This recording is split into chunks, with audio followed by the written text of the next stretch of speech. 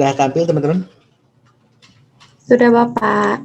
Ya, saya membuat tampilan tidak terlalu banyak, mungkin sekira berapa halaman tentang perspektif sosiokultural dan pendidikan multiliterasi.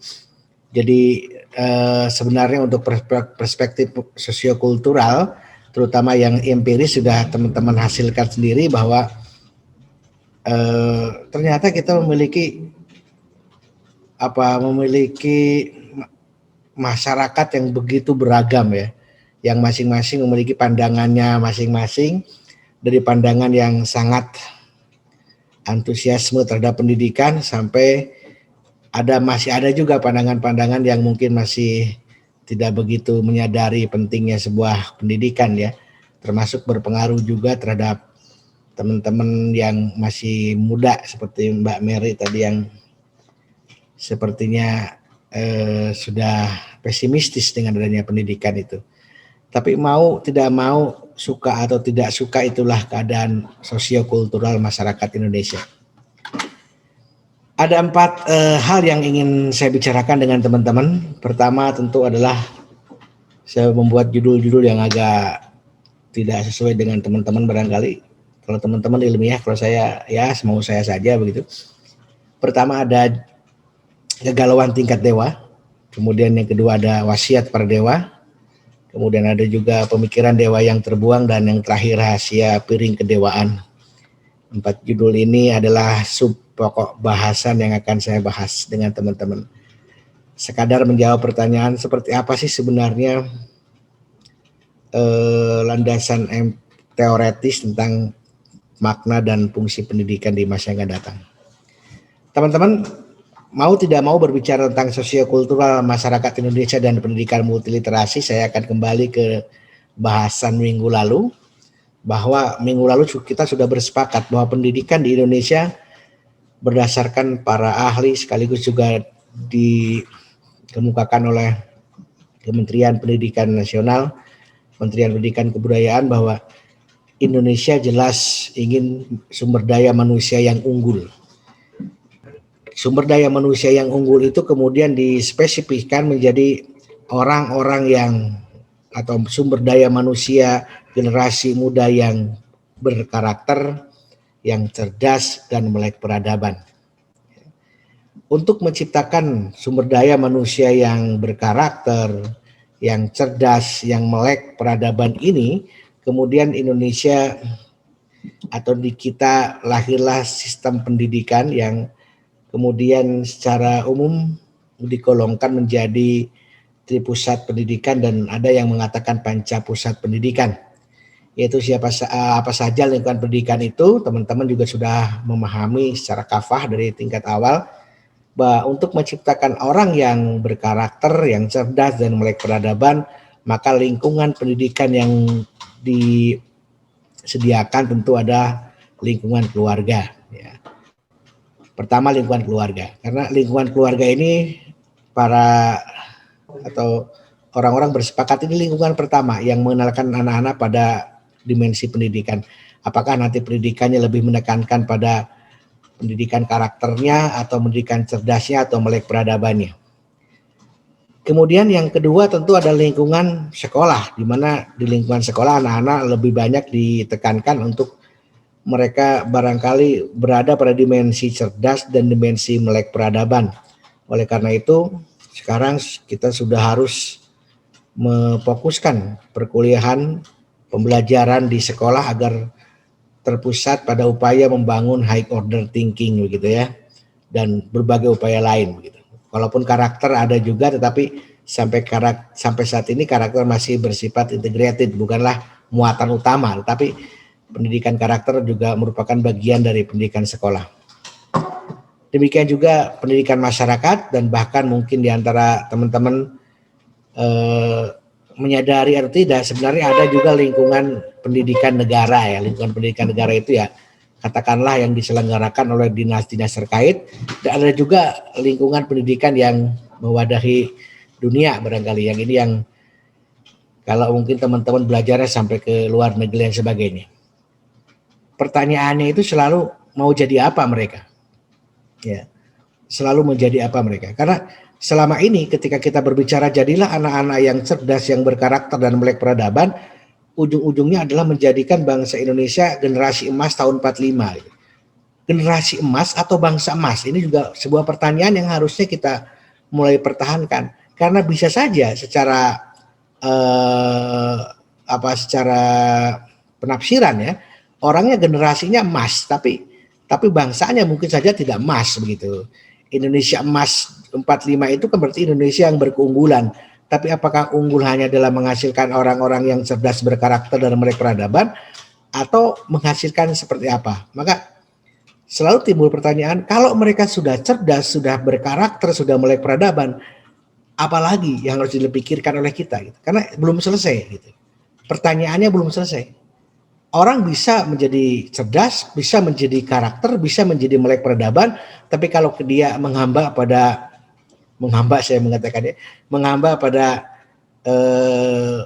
perusahaan asing yang menggerus sumber daya alam Indonesia, apakah itu juga merupakan satu tujuan dan cita-cita?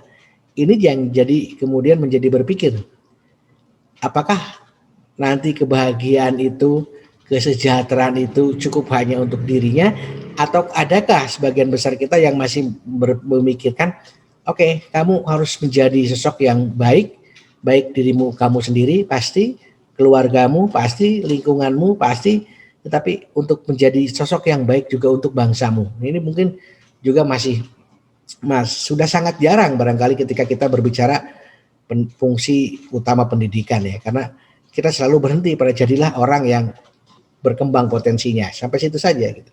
Tetapi mau jadi apa?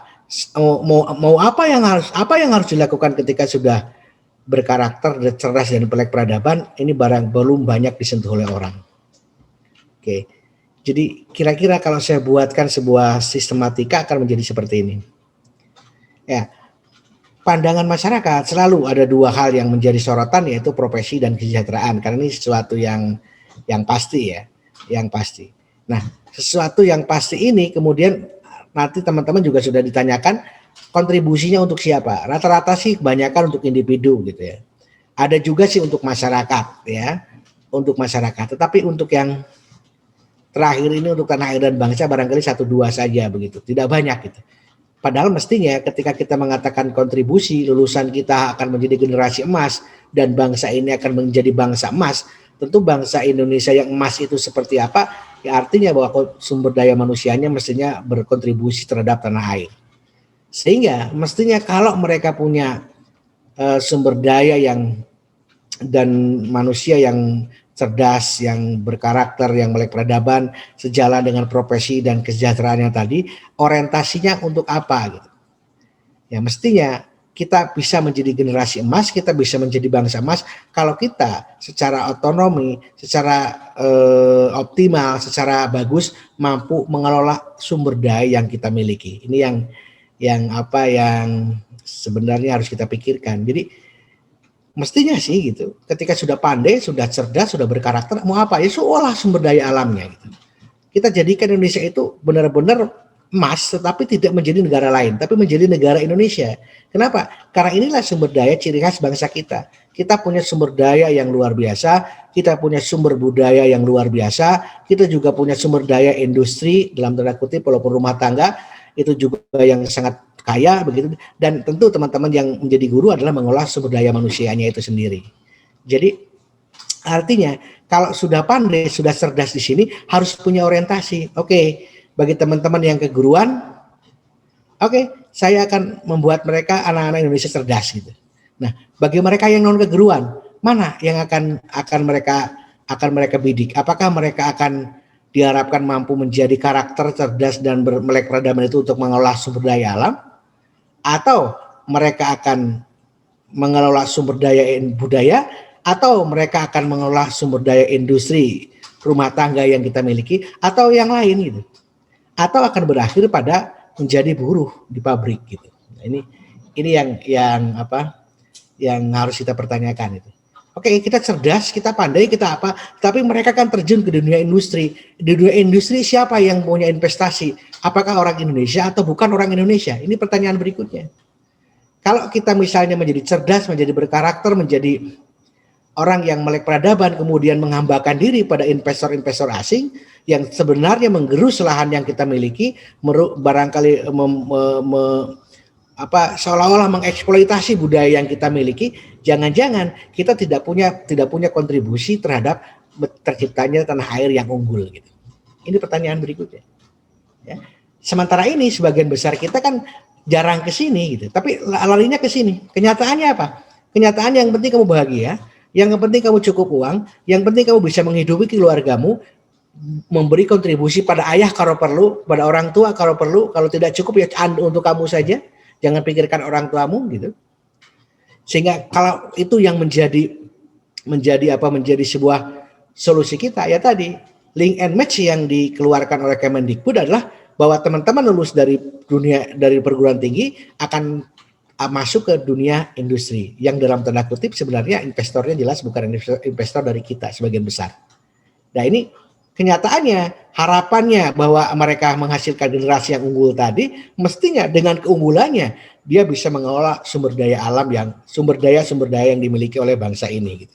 Nah, nanti suatu saat bangsa ini menjadi cerdas, suatu saat bangsa ini menjadi unggul atas sumber daya, pengelolaan sumber daya yang dimilikinya gitu. Bukan hanya unggul sumber daya manusianya, tapi bagaimana sumber daya manusia itu bisa dikatakan unggul ya kalau dia bisa mengolah sumber daya yang dimiliki bangsanya. Oleh karena nanti kita bisa membuat sebuah penciri bahwa keunggulan Indonesia itu, Indonesia dikatakan unggul, kenapa? Ya karena punya ciri khas tersendiri. Tetapi kalau kita Indonesia unggul, memang anaknya pintar-pintar, cerdas-cerdas, berkarakter, tapi berhenti menjadi buruh di pabrik. Saya mengatakan buruh teman-teman ya, walaupun mungkin dia menjadi CEO, mungkin dia menjadi manajer, mungkin dia menjadi orang-orang top, tetapi selama itu dipekerjakan di sebuah perusahaan, maka sebenarnya dia masih dikatakan buruh gitu. Termasuk PNS, PNS juga buruh pemerintah gitu. Ya, saya sendiri buruh pemerintah gitu ya. Dan artinya apa? Kalau saya sadari sekarang, orang tua saya punya beberapa potensi barangkali yang dimiliki, sumber daya yang dimiliki. Tapi ketika saya menjadi buruh PNS, berarti timbul pikiran saya 2, 3, 4, 5 tahun ke depan semua potensi yang saya miliki itu, sumber daya yang saya miliki itu ya dijual gitu. Dijualnya kalau ke bangsa sendiri oke, tapi bagaimana? Karena apa? Kalau dijual ke bangsa lain mungkin sangat mungkin gitu. Sekarang warga negara asing sudah banyak memiliki aset-aset lahan dari orang Indonesia. Walaupun diberi atas nama orang Indonesia, tapi sebenarnya yang membeli adalah orang asing. Orang asing begitu tertarik dengan sumber daya alam kita, sehingga dia membeli pulau, membeli lahan, membeli sawah, membeli tanah gitu. Kenapa? Karena mereka memandang gitu. Memandang itulah yang akan menjadi potensi untuk mengembangkan ke depan. Sementara bangsa kita ya udah jual saja sawahnya, jual saja apanya gitu. Yang penting kita bisa bekerja di pabrik.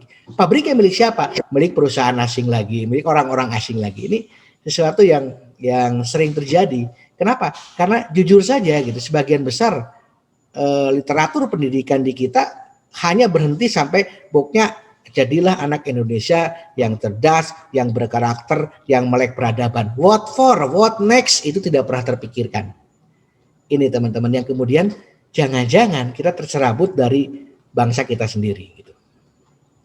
Oke. Berkenaan dengan itu apa yang disampaikan oleh para dewa? Nih minimal saya mengutip 3 dewa ini, dewa pendidikan di Indonesia ya. Pertama adalah Ki Hajar Dewantoro. Kata Ki Hajar sebagai pendiri pendidikan di Indonesia, katakanlah begitu, dia secara jelas mengatakan bahwa oke, bangsa Indonesia itu adalah bagian dari warga dunia. Maka warga Indonesia harus pandai, harus cerdas sebagaimana layaknya warga-warga dunia yang lain gitu. Tidak boleh menjadi katak dalam tempurung, yang bagus hanya dalam versi keindonesiaan. Nah, untuk mencapai menjadi orang yang punya karakter, orang yang punya kompetensi, orang yang literasi, kata Ki Hajar, ingatlah bahwa pendidikan itu bisa dikembangkan dengan menggunakan 3 prinsip dasar: kontinuitas, konvergensi, dan konsentrasi. Apa kontinuitas? Bahwa pendidikan dan budaya adalah 2 hal yang saling berhubungan.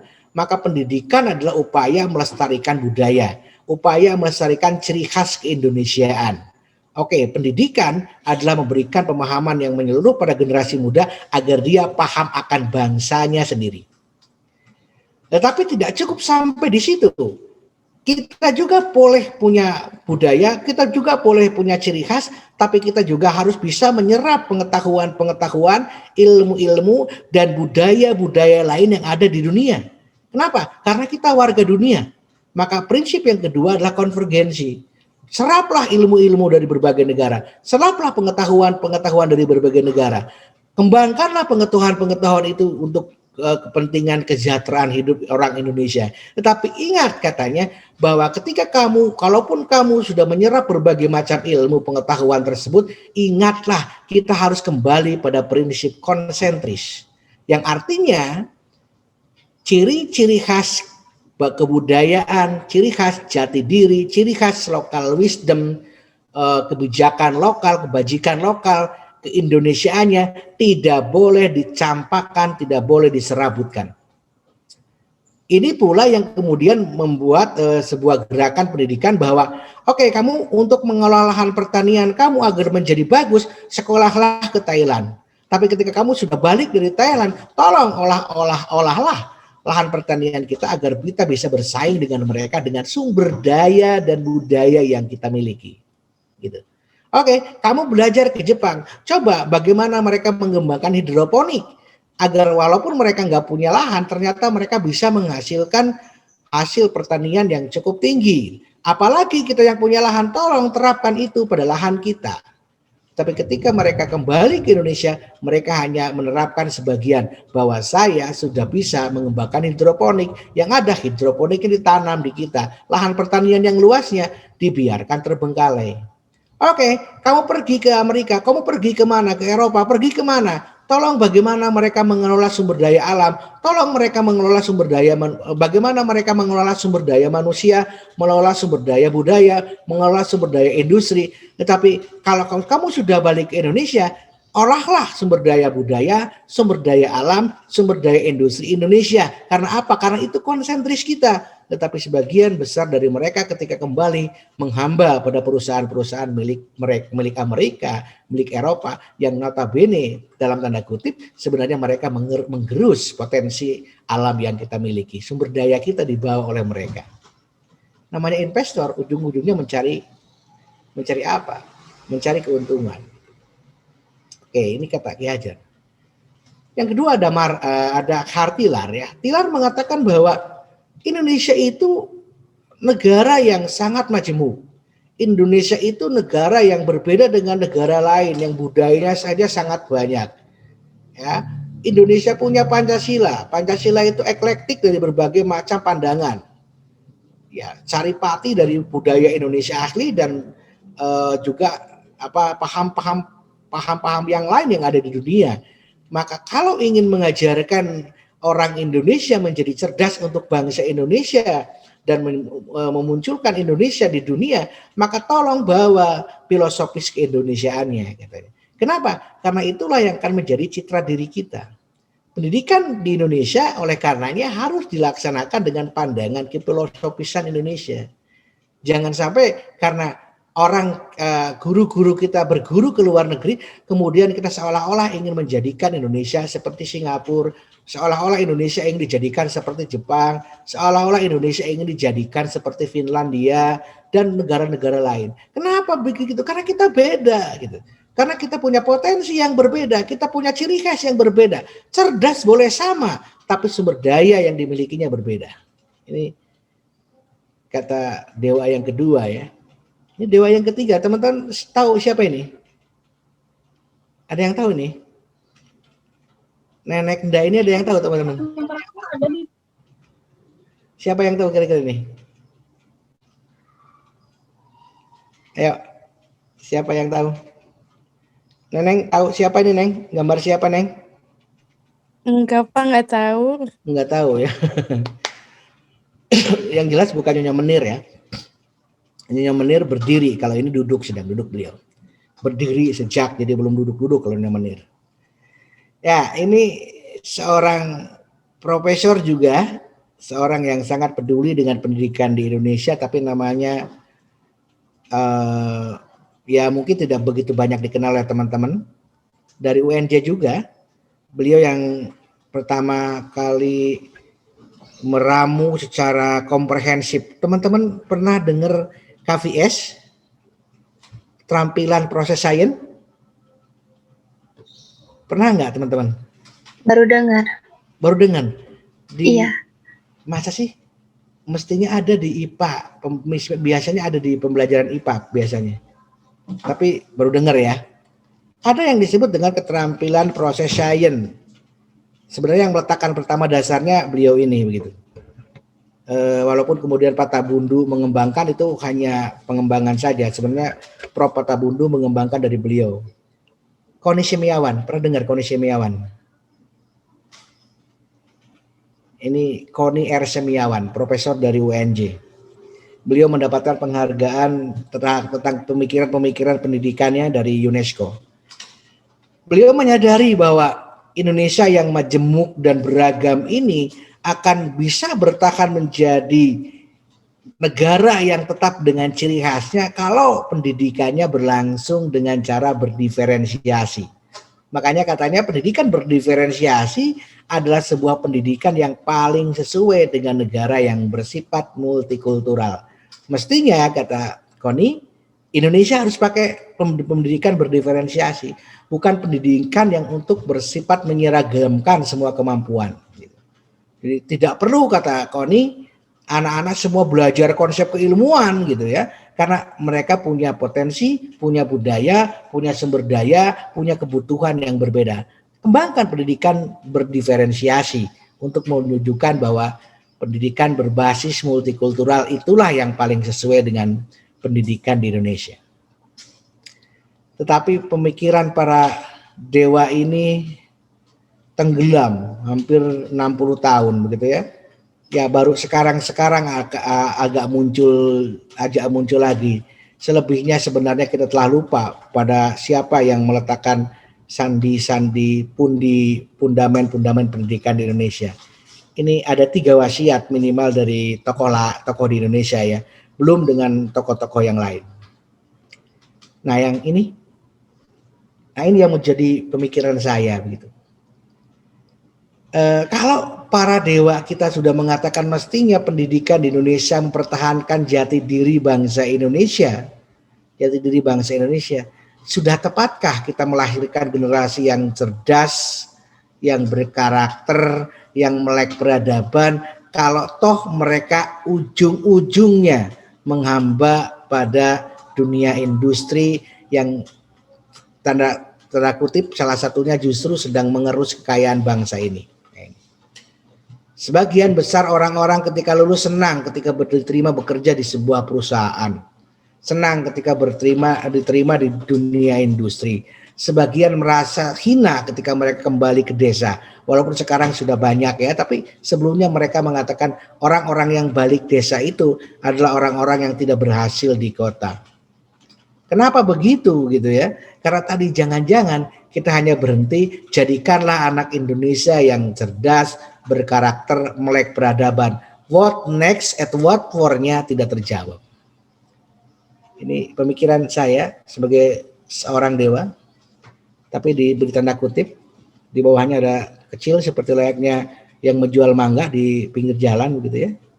Syarat dan ketentuan belum terpenuhi. Apa pemikiran yang saya berikan? Ini teman-teman mungkin tidak menemukan di buku manapun ini. Karena ini murni pemikiran saya saja. Teman-teman boleh nggak percaya dan syukur-syukur tidak percaya gitu ya.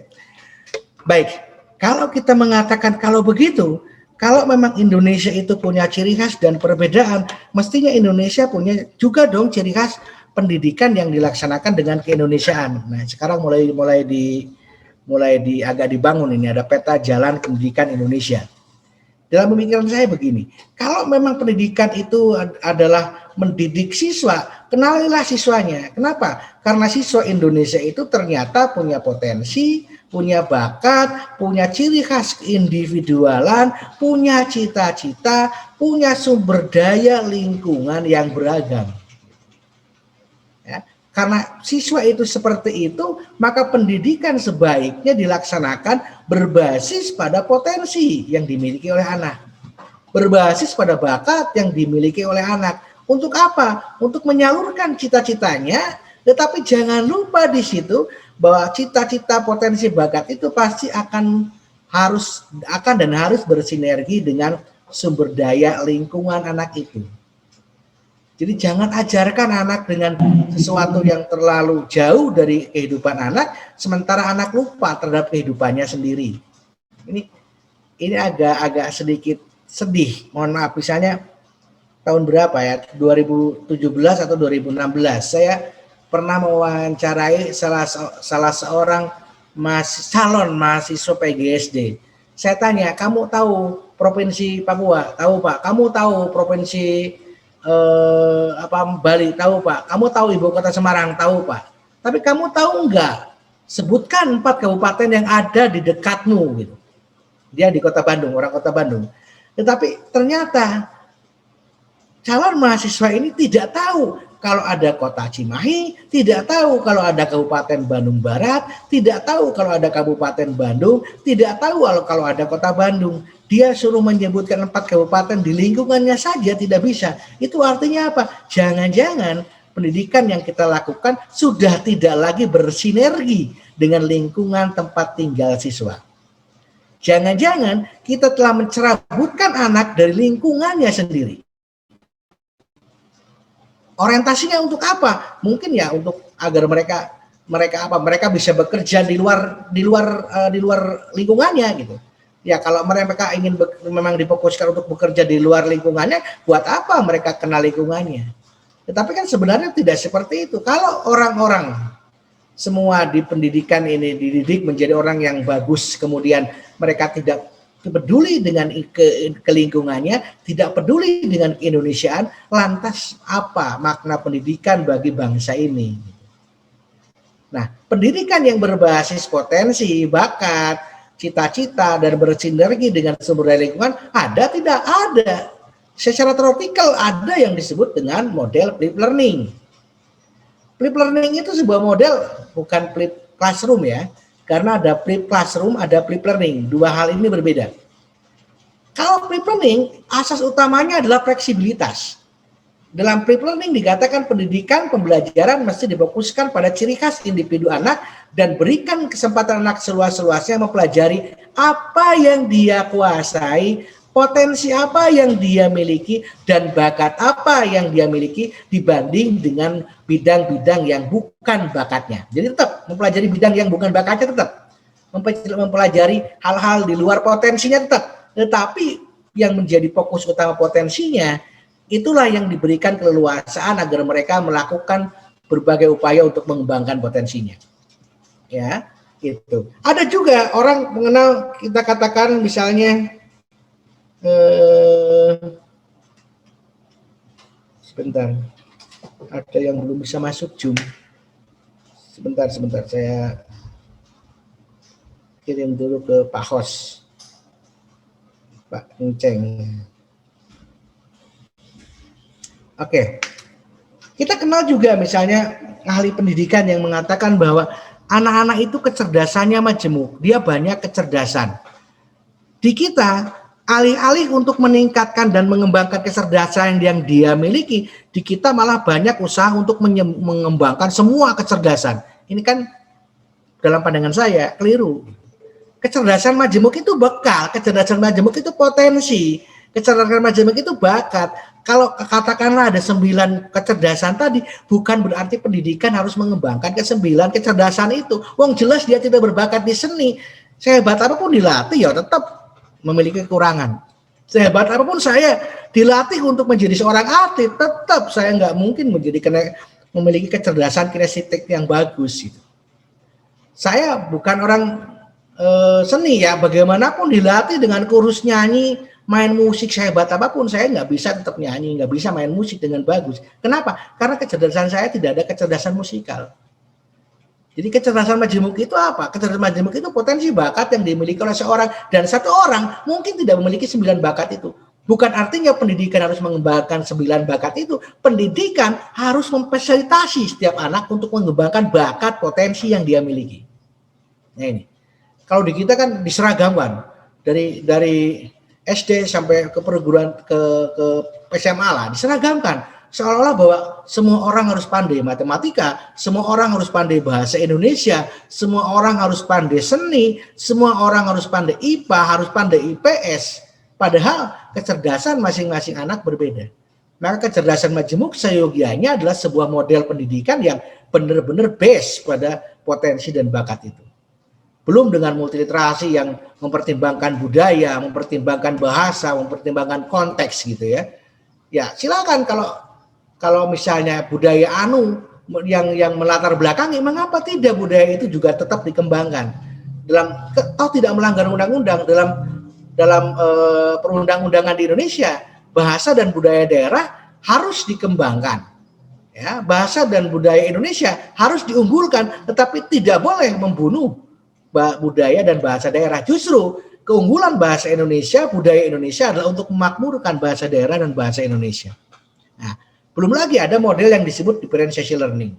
Nah, kalau saya ramu ketiga perspektif dasar ini, sebenarnya pendidikan dalam bingkai Indonesia itu pendidikan yang bagaimana? Kalau saya mengatakan pendidikan yang multiliterasi dalam konteks Indonesiaan. Multiliterasi dalam konteks Indonesiaan tentu dia berbasis pada flipped learning, dia berbasis pada kecerdasan majemuk, dia berbasis pada keragaman budaya, bahasa, dan dia juga sangat menghormati minat, potensi, dan cita-cita serta motivasi-motivasi yang dimiliki oleh seorang anak. Tetapi konteksnya kembali Indonesia. Jadi cerdaslah menjadi orang Indonesia untuk mencerdaskan Indonesia. Hebatlah menjadi orang Indonesia untuk menghebatkan Indonesia. Bukan untuk mencerdaskan orang asing, bukan untuk menghidupkan negara asing, bukan untuk malah menghancurkan negara kita sendiri. Mestinya gitu. Jadi apa? Jadi jadilah anak-anak yang bermanfaat bagi nusa bangsanya. Nah, kalau sudut pandang pendidikan berbingkai ke Indonesia seperti itu, kemudian bagaimana ciri khas pendidikan atau pembelajaran berbasis keindonesiaan? Nah, karena pendidikan itu berasal dari atau anak itu hidup dalam lingkungan sumber daya yang mereka kenal, maka mestinya yang dijadikan bahan ajar itu bukanlah budaya lain, bukanlah pengetahuan-pengetahuan yang terlalu jauh dari semesta anak, tetapi yang jadi bahan ajar itu mestinya hal-hal yang dekat anak, mestinya hal-hal yang anak bisa berkontribusi di situ. Apa itu? Ya tentu sumber daya alam Indonesia, sumber budaya Indonesia, sumber daya industri yang ada di Indonesia, sumber daya manusia yang ada di Indonesia dengan segala problematikanya, itulah yang mestinya menjadi bahan ajar. Kenapa? Karena problematika yang terdapat dalam sumber daya manusia, sumber daya Indonesia itulah yang harusnya nanti akan dipecahkan oleh dia. Jadi dia mendidik itu bukan untuk menjadi orang asing, tetapi dia menjadi pinter, tapi tetap orang Indonesia. Maka kenalkanlah, pelajarilah problematika sumber daya yang kita miliki sebagai bahan ajar.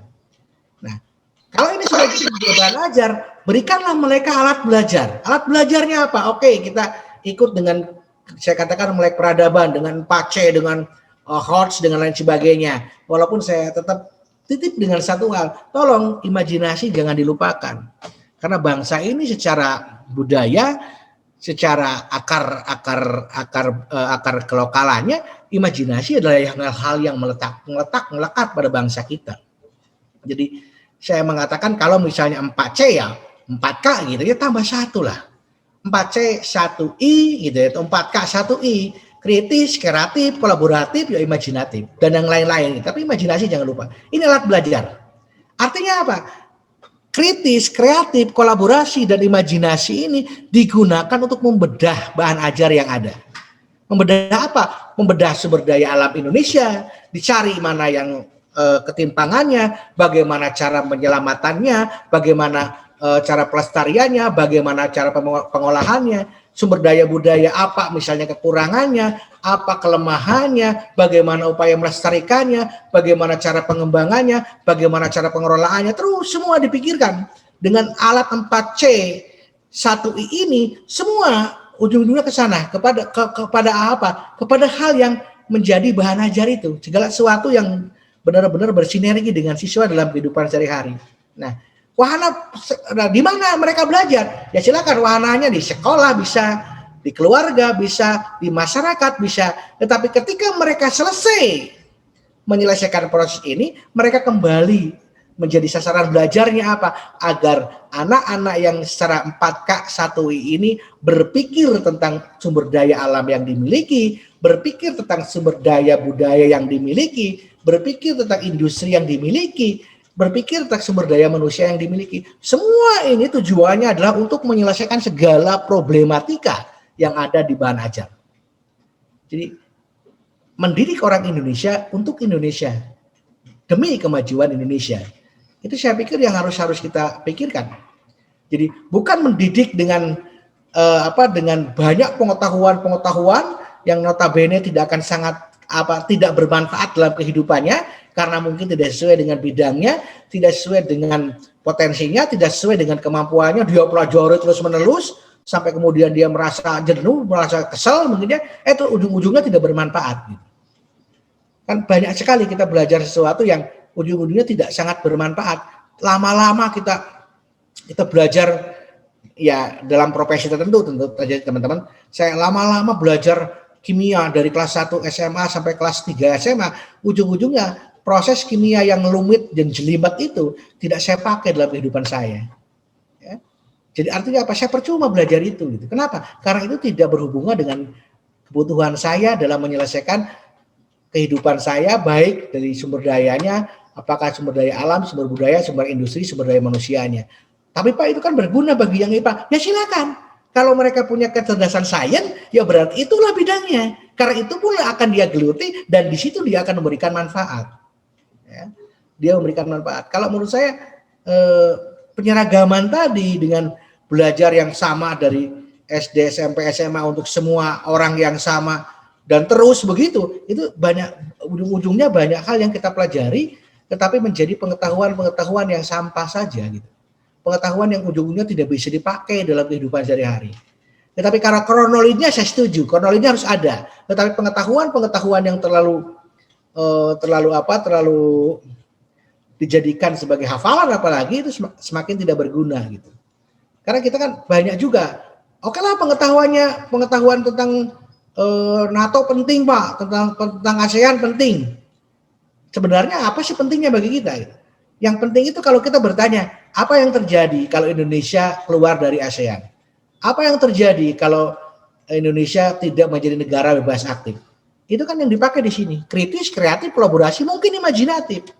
Karena apa? Karena dalam kehidupan sehari-hari saya nggak pernah ditanya oleh tetangga, Pak Yunus gimana? Itu peran Indonesia dalam ASEAN? Gimana? Nggak ada gitu. Yang disuguhkan oleh teman-teman bagaimana Pak ini gini Pak, kondisinya gini. Ini perlu diselesaikan yang mana dulu Pak? Yang dipakai yang itu. Keterampilan berpikirnya lah yang dipakai, bukan konten knowledge-nya yang dipakai gitu. Tapi keterampilan ini yang akan diaplikasikan dalam kehidupan gitu.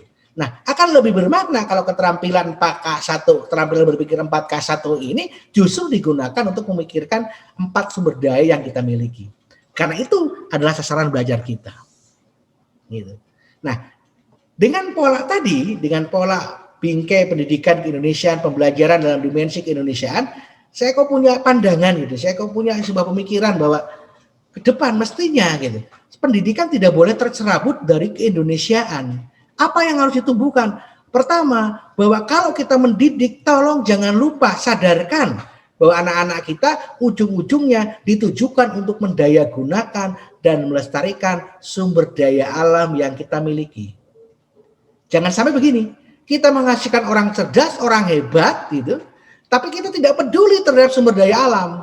Wong malah kita bangga jadi sebuah direksi pada perusahaan PT misalnya Cingcua-cua misalnya atau apapun begitu ya, yang ternyata mereka mengeksploitasi bangsa kita. Ya oke lah, kamu punya penghasilan yang hebat, kamu punya uang yang banyak, kamu sejahtera, bisa menyejahterakan orang tua, bisa menaikkan haji, bisa membawa semua kerabat pergi ke Mekah dan lain sebagainya. Tetapi ternyata kita ikut terlibat dalam upaya pemborosan sumber daya alam. Kenapa? Karena ketika kita sudah cerdas, kita bekerja pada perusahaan yang justru mengeksploitasi sumber daya kita. Maka sisipkanlah oleh teman-teman, harus dipikirkan dari sekarang bahwa ketika sudah mereka menjadi cerdas, tolong kalau mereka punya potensi, kalau mereka punya bakat, kalau mereka punya cita-cita yang ada hubungannya dengan mendayagunakan dan melestarikan alam, fokuskanlah ke sana. Oke, kalau toh mereka tidak punya potensi lahan, tidak punya cita-cita, tidak punya apa, ya tetap bisa bekerja di bidang itu. Kalaupun mereka tidak berbakat di situ, oke silakan masuk ke manajemen pengembangan sumber daya industri. Walaupun industri mana? Ya industri yang berbasis keindonesiaan. Industri yang berbasis keindonesiaan, tanda kutip paling besar adalah sumber daya industri rumah tangga. Kenapa tidak kita mengembangkan sumber daya industri rumah tangga yang justru bisa mensejahterakan masyarakatnya? Karena sebagian besar UMKM, sebagian besar usaha kecil menengah yang berbasis rumah tangga itu adalah perusahaan yang dibangun untuk kesejahteraan masyarakat banyak. Ibu-ibu yang tidak bekerja di sektor formal, misalnya mereka dalam rumah tangga menghasilkan misalnya bisa menjahit, jadilah semacam konveksi sederhana. Ibu-ibu rumah tangga yang tidak punya kerja, mereka punya waktu luang, mereka menggunakan bungkus kopi dikemas menjadi tas, dikemas menjadi apa. Tetapi itu bermanfaat untuk masyarakat sekitar. Oke, coba bidik di situ.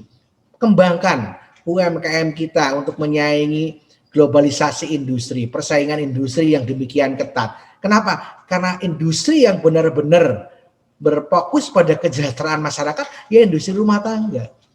Karena industri besar, apalagi investor dari luar negeri, saya pikir tidak berpikir tentang bagaimana untuk mensejahterakan Indonesia. Yang ada mereka mencari keuntungan, mengeruk keuntungan sebesar-besarnya untuk dibawa kemana? Kembali ke negara mereka. Ingat, investasi itu cari untung. Jangan bangga sebenarnya kalau banyak investor pada kita.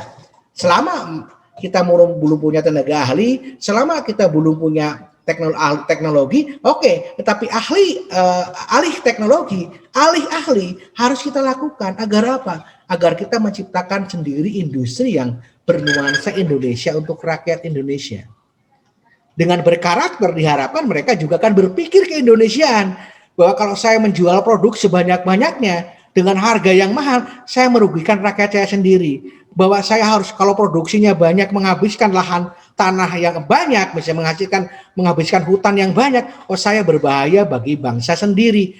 Diharapkan dengan memiliki kemampuan seperti itu, karakter saya seperti itu terbangun, sumber daya industri yang kita miliki akan tetap berbasis keindonesiaan. Oke, kalau tidak punya itu, olah potensi budayanya. Kita punya banyak budaya. Budaya itu ya bisa budaya pariwisata, bisa tak kesenian, tari dan sebagainya, semua sumber daya.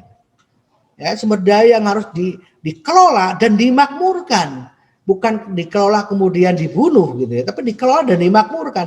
Agar apa? Agar para pelaku budaya Indonesia itu juga bisa memainkan kiprahnya dalam mewujudkan kemakmuran bangsa. Dan kita tidak tercerabut dengan budaya kita yang kita miliki ya. Kalau sekarang kan kita banyak prihatin dengan banyak teman-teman yang nggak kenal dengan tari serimpi, tari gamyong, misalnya tari piring, tapi kita lebih banyak ke Gangnam Style atau K-pop atau apa gitu. Bukan tidak boleh kita mengenal mereka, kita mempelajari mereka, boleh, tetapi tolong kita juga punya budaya yang harus dikelola dan harus dimakmurkan. Pertanyaannya kan, kalau mereka saja K-pop itu adalah budaya Korea yang diberikan ke kita, mengapa kita juga tidak bisa menjual budaya kita? K-pop itu kan keuntungan, kita banyak fans kita untuk nonton di sana. Kenapa tidak terpikir bagaimana kita kelola apa yang kita miliki pun bisa dijual keluar. Ini yang harus mestinya pasca belajar mereka terpikirkan untuk itu. Oke, bagi teman-teman yang di keguruan ya tentu kalau keguruan saya pikir sudah tidak begitu menakutkan ya. Kenapa? Karena rata-rata teman-teman ketika sudah pasca belajar nanti ujung-ujungnya teman-teman akan mendidik para anak dan mensejahterakan sumber daya manusia ke depan. Dan inilah yang mestinya kita pikirkan. Agar apa? Agar kita tidak hanya menghasilkan generasi unggul, tapi unggul dalam hal apa? Untuk apa mereka ada dan manfaat apa yang bisa mereka berikan. Nah, ini pandangan saya. Teman-teman sekali lagi silakan nggak bersetuju juga silakan. Gitu. Ini pola pikir saya saja. Gitu. Kalau begitu Pak, kalau begitu pendidikannya, begitu orientasi pembelajarannya, lah kurikulumnya gimana gitu? Kalau saya kok mikirnya sederhana gitu. Kalau memang kita ingin berdiferensiasi, kalau kita emang ingin multikultural, memang kita ingin berbasis multi intelijensi dan flip learning karena kita memiliki keberagaman tadi, maka sekolah di kita juga dibuat kurikulum yang sederhana saja gitu. Apa? Misalnya di sekolah dasar kelas 1, kelas 2, kelas 3 lebih banyak pengembangan karakter. Jadi karakter apa? Jangan hanya 18 karakter. Yang saya katakan kemarin ada karakter yang agamanya, ada karakter budayanya, ada karakter nasionalnya, ya mungkin ada karakter yang internasionalnya. Kita pupuk mereka dengan karakter. Tentu karakter yang implementatif dalam hal apa? Dalam hal tadi mencermati sumber daya alam. Nanti di situ dididik bagaimana harus timbul kepedulian, harus timbul toleransi dalam mengelola sumber daya alam misalnya. Dalam mengelola industri harus dipikirkan bahwa bukan mencari keuntungan sebesar-besarnya, tapi kita pikirkan bagaimana kita punya untung, tapi masyarakat yang lain pun tidak dirugikan. Karena apa? Karena produsen ya tentu butuh konsumen, konsumen butuh produsen. Maka disitulah dua-duanya mesti dapat untung. Nah itu karakter di situ dibangun. Tetap bahan kajiannya adalah 4 tadi, sumber daya alam, sumber daya industri, sumber daya manusia, dan sumber daya manusia. Karakternya dikembangkan. Ya, kalau sumber daya manusia apa Pak? Antri yang diajarkan, sopan santun yang diajarkan, toleransi yang diajarkan dengan apa? Dengan base apa? Keberagaman kita, keberagaman budaya, budaya bahasanya, budayanya, agamanya dan sebagainya. Nah, berikutnya mungkin kelas 4, kelas 5, kelas 6. Ya kalau literasi dasar, teman-teman literasi dasar membaca, menulis, berhitung, saya pikir itu sudah integrated di situ. Ya, tapi tidak perlu diajarkan tentang terlalu rumit-rumit dengan metamorfosis sempurna, metamorfosis tidak sempurna misalnya. Tidak perlu disuruh menghitung luas tanah tetangga, luas tanah di tetangga sekian dipakai untuk sekian dipakai untuk, tidak perlu dibegitukan. Tapi kita karakter dulu. Baru kelas 4, kelas 5, kelas 6 boleh ada di situ penggaliannya. Dekatkanlah. Mereka itu kan datang membawa potensi, mereka datang membawa cita-cita, mereka datang membawa bakat gitu ya. Yang tentu akan sangat berhubungan dengan konteks lingkungan masyarakat sosial budaya mereka di mana mereka berasal. Di situ digali gitu. Penggalian bakat, benar-benar penggalian potensi. Kita lihat anak-anak biarkan berkembang sedemikian rupa. Kalau ada anak yang senang memelihara kambing, kemudian dia, Pak saya pilih melihara kambing, ya tugaskanlah bagaimana dia melihara kambing dengan baik. Pak saya cinta kambing, tapi saya tertarik dengan susunya. Bagaimana ya cara memproduksi susu sapi agar bisa dijual? Berarti dia punya potensi di situ, tapi lebih potensi ke ekonominya. Ada yang dengan teknologi. Saya senang Pak dengan ayah saya yang suka nanam cabai itu gitu. Tapi bisa nggak ya Pak cabainya lebih besar, lebih tahan lama, bisa nggak berbuah sebulan sekali dan sebagainya. Berarti kalau begitu dia punya potensi itu, masukkan ke potensi budidaya misalnya ya, pengembangan teknologi dan sebagainya. Tapi apa? Itu digali gitu. Sehingga nanti kita akan lihat mana inti keilmuan yang akan menunjang, yang akan berhubungan dengan potensi, bakat dan cita-cita yang dia miliki. Gitu. Nah, itu digali saja dulu. Nah, nanti ketika lulus SSD, kita sudah punya gambaran. Ini loh mereka punya ciri-ciri ini loh, mereka punya potensi ini loh. Nah, nanti di SMP baru keilmuannya, potensinya, bakatnya itu didukung oleh inti-inti keilmuan. Jadi baru diajarkan tentang banyak teori lah gitu ya. Inti keilmuan, tapi bukan pengetahuan rebus, bukan pengetahuan sampahnya gitu.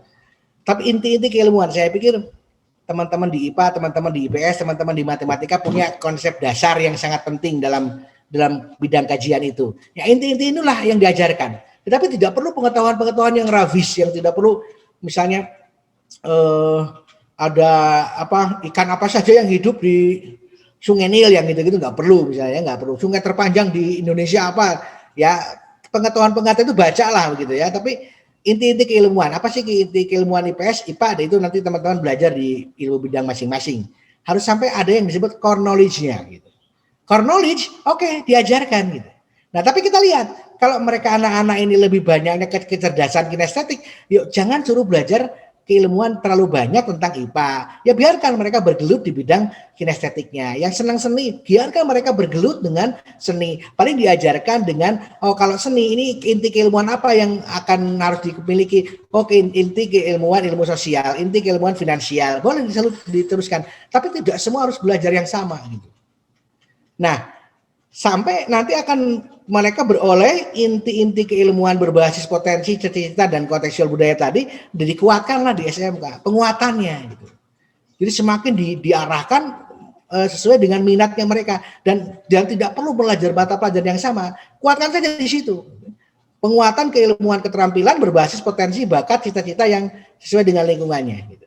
Nah, kalau mereka sudah punya gambaran gitu, ya silakan. Maka silakan kalau mereka mau ke perguruan tinggi, nanti di perguruan tinggi dibentuk dalam pembentukan profesi. Kembali, jadi masuk perguruan tinggi sebaiknya itu karena di sinilah pembentukan profesi hanya orang-orang yang punya kesukaan, hanya orang-orang yang memang punya keinginan gitu. Bukanlah orang-orang yang didesak oleh orang tuanya untuk jadi guru, dipaksa untuk menjadi apoteker, diterayu-rayu, dijerumuskan untuk menjadi dokter. Kenapa? Karena profesi itu harus berasal dari jiwa. Konon katanya begitu. Maka salah satu ciri profesi guru, apa sih ciri khas profesi guru? Mereka yang punya jiwa keguruan, gitu ya. Keterampilannya bisa dibentuk, tapi jiwa keguruannya itu yang tidak semua orang punya itu. Dan saya yakin kalau ada penelitian tentang guru di Indonesia, kemudian keterampilan bisa lulus lah gitu. Itu pun banyak yang tidak lulus ya, apalagi kalau yang dinilai ada jiwa keguruannya. Ya, keterampilan saja banyak yang tidak sesuai, apalagi kalau kejiwaannya gitu. Dan saya juga tidak tahu di antara teman-teman yang 89 orang ini semuanya punya jiwa keguruan atau masuk profesi keguruan ini sebagai sesuatu yang hanya sekadar ya hormat pada orang tua dan lain sebagainya gitu. Nah, kalau mereka yang dari SMA ini sudah punya penguatan keilmuan, keterampilan mau bekerja, ya bekerja. Walaupun ketika sebelum mereka bekerja harus ada pendidikan kemasyarakatan di sini gitu. Pendidikan kemasyarakatan. Jadi pendidikan di lingkungan masyarakatnya diaktifkan. Apa itu? Ini misalnya. Ada life and career skill, hidup dan keterampilan karir yang bisa dibentuk di lembaga balai latihan kerja. Misalnya, teman-teman tari dari lulusan SMK komputer gitu ya, untuk mengasah lebih baik, lebih bagus keterampilan mereka mengenal dunia kerja, mengenal bagaimana menjadi pekerja yang baik, pekerja yang peduli. Tolong mereka setelah 3 tahun di sekolah menengah misalnya bisa masuk ke UPT Balai Latihan Kerja. Teman-teman yang tadinya di sekolahnya di perindustrian misalnya atau mau kerja ke masyarakat, ya tolong masuk dulu ke industri kreatif misalnya. Agar apa? Agar setelah lulus SMA mereka mendapat latihan satu. Kalau SMA kan mungkin lebih banyak ke ada konsep keilmuannya begitu. Kalau di sini lebih ke praktisnya di lapangan gitu. Ya silakan dibina life and career skill-nya di sini. Baru ketika mereka sudah selesai di sini bisa disalurkan mereka mau kerja di mana. Kalau yang pertanian, bagaimana mereka mengolah lahan pertanian? Ya tentu saja lulusan SMA barangkali tidak harus mencangkul langsung, tapi mungkin belajar di sini bagaimana tata kelola pertanian yang baik dan lain sebagainya. Bagi mereka yang akan menikah, ini saya katakan menikah, karena bagaimanapun ketika menikah juga ada pendidikannya, ada pendidikan pranikah. Ini yang mohon maaf barangkali tidak begitu terlaksana. Kita cukup hadir sehari 2 hari seminar, kemudian dapat sertifikat. Malah saya sebelum nikah tidak pernah hadir dalam pendidikan pranikah, tiba-tiba lulus dapat sertifikat baru boleh kawin gitu. Ya, sertifikat layak kawin. Kalau belum lulus ini katanya Anda nggak lulus layak kawin. Padahal saya sertifikatnya beli, jadi saya belum layak kawin mungkin waktu itu gitu. Tapi kalau ini dioptimalkan pendidikan pranikah ini untuk hidup penting, menjadi orang tua yang cerdas, orang tua yang paham tentang perubahan, orang tua yang tidak boleh mengekang anaknya. Boleh ingin anaknya bahagia, tapi tidak boleh mengintimidasi anaknya. Di sini dibina. Sehingga ketika mereka nanti menjadi orang tua yang bijaksana, orang tua yang benar-benar mengharapkan anaknya juga berfungsi untuk keindonesiaannya. Ini pendidikan di masyarakat harus juga. Bagaimana pendidikan di keluarganya? Kalau saya mengatakan pendidikan di keluarga, tolong ini kembangkan, hidupkan lagi pendidikan keluarga. Selain di keluarga itu sendiri, coba pendidikan keluarga dibantu oleh para agamawan. Bagaimana? Karena apa? Karena yang bisa menasehati orang tua Anda itu bukan guru, yang paling bisa menasehati tokoh agamawan gitu.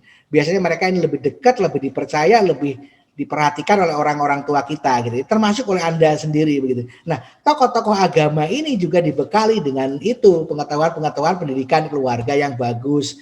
Ceramahnya yo jangan gitu-gitu terus, mohon maaf ya. Jangan gitu-gitu terus, tapi sisipkan dalam setiap ceramahnya dengan makna kehidupan, membina rumah tangga, mendidik anak yang baik gitu.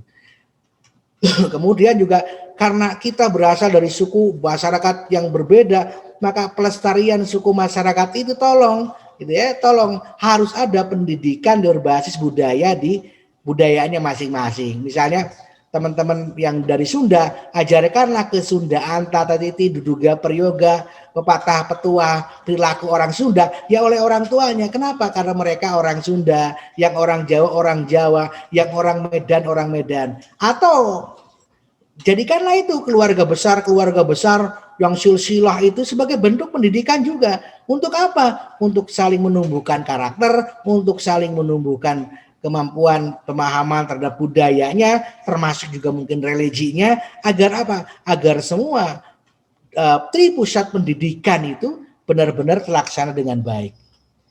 Kalau seperti itu, maka inilah sebenarnya. Kalau begitu, kalau digambarkan yang tadi, bagaimana Pak pedagogiknya kalau begitu? Nah, saya mengatakan pedagog multiliterasi itu sebenarnya begini. Pendidikan itu berangkat dari konteks sosial budaya Indonesia, masyarakat Indonesia, konteks sosial dan budaya siswa, dari konteks budaya sosial budaya diangkat ke dalam pembelajaran sebagai bahan ajar, sebagai sesuatu yang mereka pelajari, dilatih mereka untuk berpikir dengan 4K1I tadi. Bagaimana dia mengkritisi, mengkreatif, mengkomunikasikan, mengkolaborasikan, mengimajinasikan apa yang diimajinasikan, konteks sosial budayanya, apa yang dikreatifkan, konteks sosial budaya yang dipilihnya. Nah, kalau sudah dibingkai berpikir dengan cara berpikir tadi, maka pengetahuan, keterampilan, ilmu yang diperoleh anak diterapkan di sini. Kembali ke konteks sosial budaya. Jadi belajar berpikir kritis diterapkan dalam konteks sosial budaya.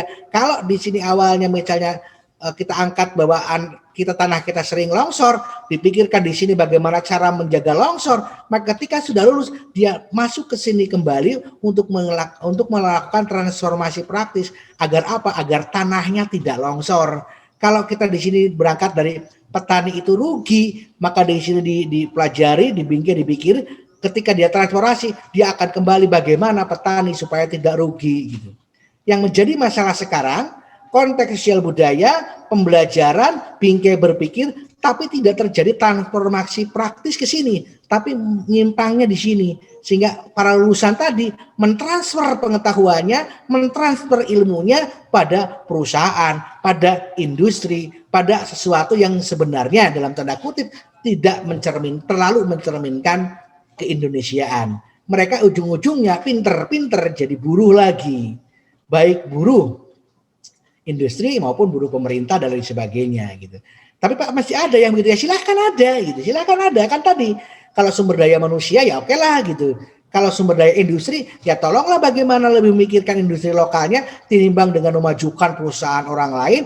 Perusahaannya investornya asing. Investor asing adalah perusahaan yang mencari untung. Untung untuk siapa? Untung Indonesia ada, tetapi sebagian besar tentu untungnya untuk para investor. Dari negara mana? Dari negara X. Berarti kalau begitu secara tidak langsung kita melanggengkan praktik kolonialisme gitu. Kenapa di kolonialisme, Pak? Karena kalau di kolonialisme juga sama. Yang namanya dengan prinsip balas budi, Indonesia diberi pendidikan, tujuan utamanya adalah untuk menghasilkan tenaga kerja murah yang bekerja pada pemerintah Belanda. Waktu itu kan begitu. Kalau ingat sejarah, jangan-jangan sekarang pun sama. Kita didik supaya cerdas, supaya kreatif, supaya apa? Agar apa? Agar menjadi tenaga kerja murah pada industri-industri milik Amerika, milik Eropa, dan milik yang lain. Tetapi inilah kenapa kita tidak mencoba menyelesaikan di sini. ya. Itu saya pikir hal-hal yang perlu saya pandangi. Apakah ada kasus-kasus seperti itu? Nah, ini hasil penelusuran saya selama 2017, 18, 19 dengan mengunjungi beberapa provinsi di Indonesia. Betapa bapak-bapak tua ini menyimpan 1000 duka. Para dewa-dewi ini menyimpan luka. Bagaimana si ibu ini bercerita bahwa Pantai Pandawa yang sekarang makmur dengan sumber daya alam pariwisata yang luar biasa, itu awalnya adalah pantai yang tidak bisa disentuh. Kalau mereka ingin ke pantai, mereka harus turun di tebing yang begitu dalam. Maka masyarakat yang ada di sekitar Pantai Pandawa mengusulkan kepada pemerintah, mengusulkan pada dinas pariwisata untuk bisa membangun jalan agar Pantai Pandawa bisa terbuka. Maka saat itu muncullah investor, yang pemerintah daerah dan investor membuka daerah Pantai Pandawa sehingga bisa dikunjungi tempat wisata. Tetapi anak-anak si ibu ini ketika mereka sudah bisa sekolah tidak kembali lagi untuk menjaga potensi yang mereka miliki. Tidak ada upaya untuk mengelola di situ. Malah mereka bekerja di luar. Malah mereka kerja di industri di Denpasar. Betapa mereka menangis. Anak-anak saya sekolahkan itu agar apa, Pak? Agar mereka bisa mengembangkan di sini. Toh rumah saya itu kan bisa dijadikan tempat tinggal penginapan yang bentuknya tradisional. Toh lahan saya bisa dikembangkan menjadi kafe, menjadi apa. Ternyata toh anak-anak saya silakan berdagang di situ. Tetapi mereka lebih jadi buruh di pabrik, jadi buruh industri di Denpasar, dan yang berdagang di sini, yang buka hotel di sini, yang buka warung di sini, ternyata pendatang semua. Yang justru orang-orang sininya, anak-anaknya nggak peduli lagi dengan budayanya. Demikian pula di Uluwatu juga demikian. Demikian di Padang-Padang juga demikian. Demikian pula di keraton, saya lupa lagi, keraton di Bali, anak-anak mereka ketika mereka disekolahkan di sini, katakanlah disekolahkan dari keringat mereka yang bekerja di sini, ketika sudah jadi mereka tidak berkontribusi besar terhadap perkembangan budaya yang mereka miliki. Siapa yang menguasai? Yang ujung-ujungnya yang menguasai adalah ya investor-investor juga, begitu ya. Yang ujung-ujungnya mereka bekerja di situ, yang ujung-ujungnya malah mensejahterakan orang lain, masyarakat setempat malah semakin tidak sejahtera. Kenapa? Karena salah satunya adalah jangan-jangan pendidikan kita masih diorientasikan untuk menghasilkan orang yang cerdas, menghasilkan orang yang berkarakter, menghasilkan orang yang melek peradaban, tapi tujuan utamanya adalah menjadi pekerja kelas murah untuk para investor. Terima kasih. Ini foto terakhir ini adalah foto para dewa yang terusir dari surga. Terima kasih teman-teman. Mohon maaf jika ada yang tidak berkenan. Kita masih punya beberapa waktu. Silakan kalau ada ingin pertanyaan, bantahan, kritikan, dan lain sebagainya. Terima kasih. Bapak mau bertanya? Boleh Teh Winda, boleh. Oke, Bapak gini ya. Mau bertanya gitu. Betul ya, seperti yang Bapak sampaikan gitu. Bahwasannya sekarang teh kayak gitu ya, pendidikan teh memang melek peradaban tapi ya jadi buruh lagi. Nah, untuk apa sih Pak modal untuk guru gitu ya, terutama buat kita semua gitu, calon guru masa depan, modal buat kita agar ketika kita menjadi pendidik tetap teguh gitu untuk tujuannya ke sana gitu Pak, karena banyak dapat cerita gitu ya, 1-2 tahun ya ideal. Lalu tahun selanjutnya ya udah kayak berjalan aja, katanya itu ngajarnya itu kayak gitu Pak. Mungkin itu Pak. Terima kasih. Iya. Dasarnya apa ya Win? Dasarnya itu jiwa Win. Bahwa Winda mau jadi guru kan tujuannya mulia, mencerdaskan kehidupan anak bangsa, membuat orang menjadi paham akan ilmu pengetahuan, akan keindonesiaan, bahwa saya adalah pahlawan tanpa tanda jasa. Tetapi ujung-ujungnya setelah 2-3 tahun kita mulai berpikir besok mau makan apa gitu. Kalau saya tidak kalau saya idealis, nanti saya nggak dipakai kepala sekolah, maka saya tidak dapat honor jadi panitia. Orang lain dapat seragam karena Winda tidak ikut dengan kepala sekolah. Winda nggak dapat seragam, seragamnya beli sendiri. Ujung-ujungnya individualis kita muncul, kepentingan diri sendiri berkembang. Karena apa? Karena kita terjerat dalam kehidupan yang tadi. Tapi kalau kita punya jiwa yang bagus, komitmen yang kuat, kesadaran yang tinggi, itulah yang mungkin menjadi kata kunci kita, Win. Tapi lama-lama kita menjadi tamak, Win. Kita menjadi sangat komersial, kita menjadi sangat kapitalis. Iya nggak, Win? Ya, rata-rata orang begitu, semakin letu, semakin terlibat dalam sebuah pekerjaan, ujung-ujungnya kita pandai menyelamatkan diri sendiri. Orang lain rugi, silahkan, yang penting saya untung. Sifat-sifat itu kan sebenarnya kalau dibina dari awal dengan karakter yang kuat, mungkin tidak akan muncul. Tapi apakah kita dididik dalam karakter yang kuat, Win? Saya rasa kita tidak terlalu diajarkan oleh orang tua kita tentang karakter ya. Orang tua kita kadang-kadang dalam tanda kutip, wes kerjakan, yang penting beres lah, nyontoh lah. Kadang-kadang orang tua juga mungkin begitu. Nanti ketika Winda misalnya bimbingan dengan saya misalnya, Win, nggak beres-beres tuh, nggak bimbingan dengan saya. Kata orang tua, apa sih kehendaknya si Yunus itu apa sih? Anu itu Pak, kata teman-teman mah harus dikirim mendoan Pak, harus dikirim kue Pak. Pasti orang tua akan mengatakan, Win, udah kirim nih kue dari Bapak buat si Pak Yunus itu agar kamu lancar bimbingan. Pasti orang tua akan begitu. Akan sangat jarang orang tua yang mengatakan begini, Win, sabar ya, biarkan si Pak Yunus itu tetap membimbing kamu dengan benar. Ya, jangan kalau dia minta apa jangan penuhi, karena itu jalan-jalan sesuatu yang menunjukkan karakter kita nggak bagus. Pasti orang tua ingin yang penting kamu cepat selesai, yang penting kamu selamat, yang penting bapak ibu nggak cemas lagi lihat kamu ngelamun. Ya nggak, Win? Orang tua kita juga begitu pasti. Itu apa? Itu artinya bahwa sebenarnya diakui atau tidak kita kurang mendapatkan sentuhan pendidikan yang bagus dalam dimensi karakter. Jadi Win, ketika nanti Winda akan benar-benar menjaga diri sebagai profesi keguruan, salah satu syaratnya teguhkan. Ya. Idealis akan luntur ketika pada saatnya. Tetapi kalau kita punya kesadaran kembali pada citra dan fitrah kita, insya Allah Winda tidak akan tergerus gitu ya. Ya, memang ada sebuah pepatah yang mengatakan idealis itu hanya bisa di kampus. Tetapi ketika sudah bekerja, maka yang ada adalah keperluan perut, bukan lagi idealis. Itu sudah biasa, Win. Nah, apakah kita akan ikut seperti itu? Kadang-kadang kita suka begini. Kita sangat tidak suka dengan diperlakukan sebagai junior yang tidak tahu apa-apa. Tapi ketika teman-teman jadi senior, teman-teman akan memperlakukan adik-adik kita sebagai junior yang tidak tahu apa-apa. Bahkan ada yang mengatakan, tunggu balas dendam saya ketika saya menjadi senior.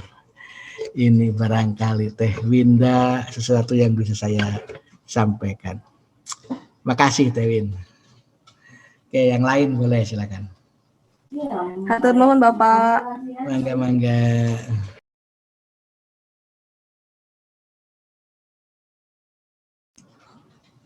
Yang lain? Ini teman-teman dari seni tari ada nggak ya? Kalau ada nih teman-teman nanti ke depan itu harus benar-benar bukan hanya menjadi guru, tetapi teman-teman mendewasakan orang-orang yang peduli dengan seni budaya menjadi sumber daya Indonesia untuk menunjukkan keindonesiaan. Anda punya tugas mulia. Teman-teman di PGSD, Anda punya tugas mulia untuk dari sejak awal menggeing bahasa Indonesianya apa ya? Mengingatkan anak-anak kita bahwa kamu bisa jadi pinter, kamu bisa menjadi orang yang hebat, tetapi jangan lupa kamu itu orang Indonesia. Jangan lupa Indonesia itu perlu diselamatkan. Yang akan menyelamatkan Indonesia bukanlah orang Belanda, ya, tetapi adalah kamu. Selalu sisipkan hal itu. Bentuk jiwa keindonesiaan sejak dini. Anda kan sudah memilih profesi sebagai pengelola sumber daya manusia ya, maka Anda harus berteguh di situ gitu. Oke, silakan yang lain. Nanti kalau saya ngobrol terus nggak kerasa, sejam ini udah lebih saya ngobrol tadi.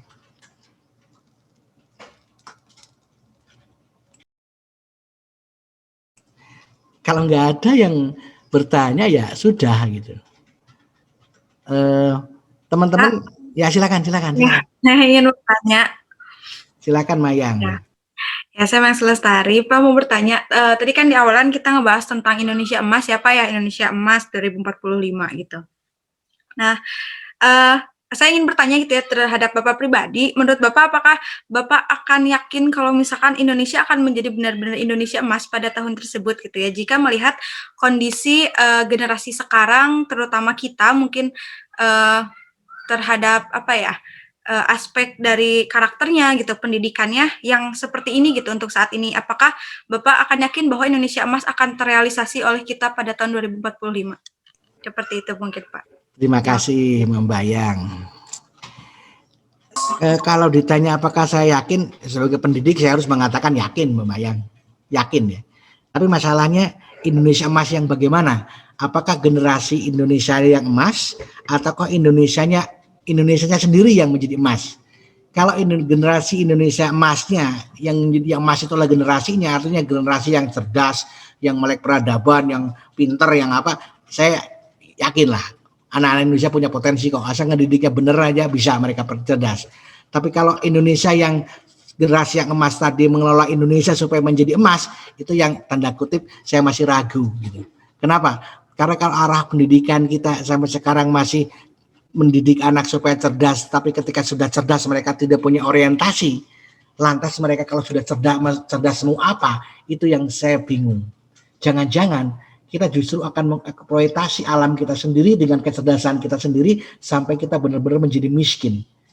Kalau itu terjadi, jangan-jangan Indonesia SDM-nya pinter-pinter, tapi mereka dengan kepintarannya justru mengeksploitasi Indonesia sehingga Indonesia tetap menjadi negara yang miskin. Apalagi teman-teman kalau sampai sekarang gitu ya, masih banyak guru-guru yang orientasinya adalah bagaimana menyelesaikan kurikulum, bagaimana menyelesaikan buku teks, bagaimana manut terhadap semua peraturan tanpa ada upaya-upaya tertentu yang saudara sisipkan untuk menjadikan anak kita menjadi yang cerdas, yang bernuansa keindonesiaan. Itu mungkin akan dalam tanda kutip kita masih bisa meragukan apa? Meragukan Indonesia Emas tahun 45. Apalagi kalau misalnya pendidikan yang mencerdaskan saja tidak berhasil gitu, ya kita tetap saja menjadi bangsa yang seperti ini. Ya, menjadi bangsa yang menjadi konsumen pada produk-produk negara lain gitu. Ini kembali ke niatan kita untuk menjadikan anak-anak kita cerdas. Kalau saya ya itu sekedar moto ya, dan memang kita harus punya cita-cita 2045 emas ya. Nanti kalau memang tidak tercapai 2045 ya agak mundur sedikit lah. 2000 berapa? 2100 misalnya jadi Indonesia emas kan boleh juga diundurkan begitu. Tapi yang saya ingin yang harus kita lakukan adalah kita berusaha untuk mewujudkan itu dengan apa? Dengan sekemampuan kita untuk benar-benar menjadikan generasi kita emas, bangsa kita emas, dan kita bisa unggul sejajar dalam apa? Dalam berbagai hal dengan negara yang lain. Terutama dalam apa lagi? Terutama dalam memaksimalkan, mengoptimalkan, mengelola secara benar sumber daya yang kita miliki. Kita bisa menjadi unggul kok, tapi apakah kita akan seunggul Jepang dalam industri? Mungkin tidak. Apakah kita akan menjadi seunggul Amerika dalam teknologi peralatan perang? Mungkin tidak. Tapi kita bisa unggul dengan bagaimana menciptakan lahan pertanian yang bagus. Kita bisa unggul dalam menghasilkan produk perkebunan yang hebat.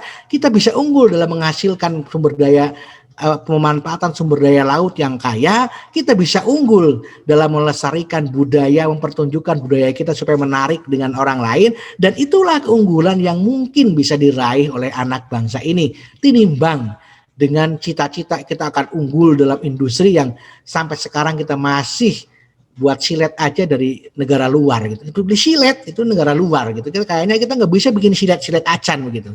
Jadi artinya yang paling mungkin unggul dengan potensi yang kita miliki yang berbeda dari negara lain, unggul itu kan berbeda, bukan harus sama kan? Oke, Erna silakan unggul di matematika, tapi saya unggul di bahasa. Neneng boleh silakan unggul di IPA, tapi saya unggul di senian, kan gitu. Itu yang disebut unggul. Unggul itu tidak harus mesti unggul semuanya. Karena kalau unggul semuanya, sebagai makhluk hukum yang dikatakan tadi punya multiple intelligence dan sebagainya, unggul hanya bisa dimiliki pada potensi kecerdasan yang kita miliki. Maka apa yang bisa kita unggulkan? Ya produk sumber daya yang ada asli Indonesia, bukan dari negara-negara lain. Gitu Mbak. Jadi kita perlu luruskan dulu keunggulan apa? Itu juga harus diluruskan. Apanya yang unggul gitu. Itu pun sampai sekarang mohon maaf ya, belum sampai ke sana kayaknya. Kayak UPI sajalah. UPI mengatakan leading at outstanding. Wah, ini luar biasa UPI itu. Unggul, terdepan dan unggul. Unggul dalam hal apa? Ya unggul dalam menghasilkan guru, bukan unggul dalam menghasilkan teknokrat seperti ITB. Karena kita nggak bisa menghasilkan teknokrat seperti ITB, kita kan susah bersaing dengan UGM, kita kan susah bersaing dengan UI. Tapi kita unggul apa? Kita produknya apa UPI? Guru. Ya berarti kita unggul dalam menghasilkan guru. Oke, teknokrat bagus boleh. Dokter bagus boleh. Kita juga nanti akan punya dokter bagus boleh. Tetapi yang paling utama core business UPI apa? Guru. Maka yang disebut leading and outstanding in education. Sekarang ditambah leading in and outstanding in education. Karena kita apa? Karena unggulan kita di pendidikan, bukan di keunggulan yang lain. Nah itu kita harus jelaskan dulu juga gitu. Kita perinci juga parameternya. Unggul dalam hal apa Indonesia? Ya dalam hal minimal kalau dalam pandangan saya yang dekat adalah unggul dalam mengelola potensi sumber daya yang dimiliki oleh bangsa Indonesia sebagai bentuk keunggulan yang berbeda dari negara-negara lain.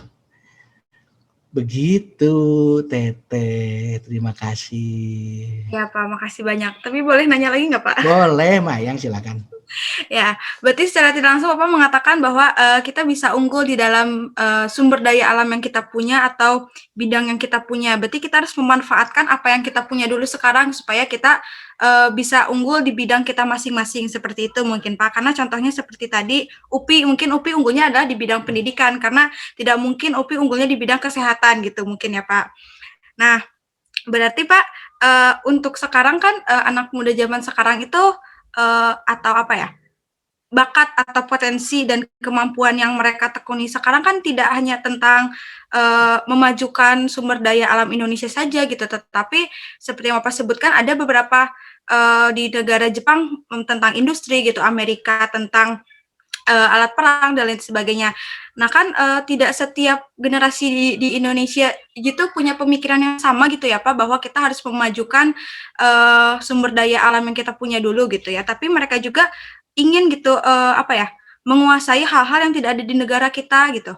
Nah, tapi gimana gitu Pak ya cara menyadarkan atau bukan menyadarkan ya, upaya apa gitu ya supaya memang kita bisa mewujudkan kita mengunggulkan apa yang kita punya dulu, baru kita juga berimbang gitu di bidang lain yang kita tidak punya.